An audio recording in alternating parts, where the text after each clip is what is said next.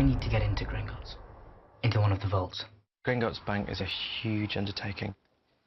It had to feel really epic and extraordinary.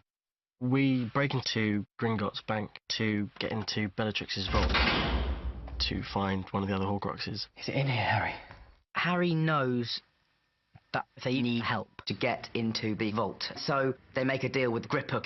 In the first film, Griphook was seen taking our heroes down to the vault, but now Griphook is a much darker character than we envisaged him in the first film. If you hang out with a goblin, just beware. You know, don't trust them. We're relying on you, Griphook.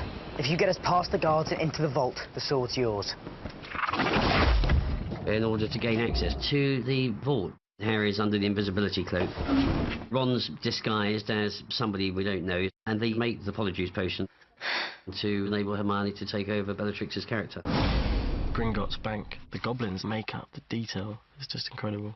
Well, I was very lucky to be asked to help supply the 60-strong group of goblins that were required for Deathly Hallows.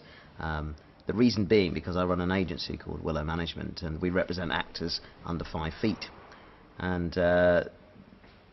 Jamie Christopher came to us and he said, you know, we're going to need people who can, you know, obviously put up with having, you know, prosthetic makeups on and can act as well. So we set up some auditions, and a lot of our actors came in and did a little improvisation with David Yates. He set them up a kind of in groups of 2, and they did some improvisational work together.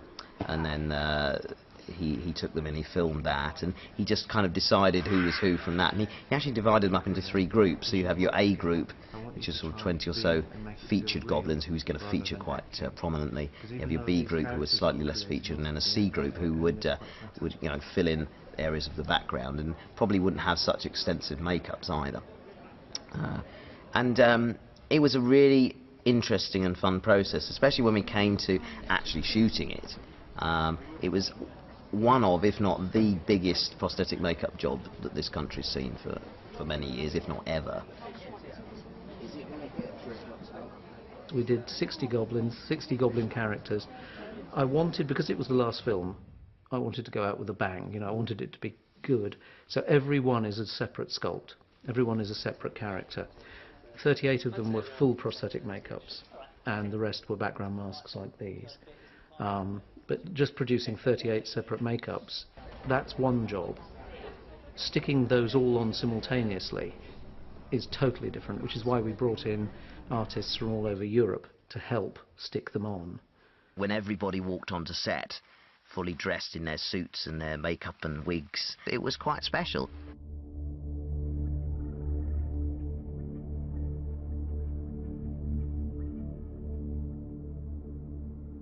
Hermione's very uncomfortable about playing Bellatrix. She wears a corset and she's evil and she wears leather, and I think she just feels insecure about it. I don't like to be kept waiting. And I was very proud to see all of my artists in there giving it everything and doing a tremendous job, sticking with it. I mean, they were up at sort of 3:30, 4 o'clock in the morning to come in and sit in the makeup chair just to make sure everybody was ready to go on the set at 9 o'clock, you know, and nobody complained. And the level of camaraderie and kind of just general kind of people having a good time was really great to see. And I think after the 3 days, everyone was disappointed that it actually was all over. You know, even though it was very long days and hard work, everyone was kind of really enjoyed it and made some good friends.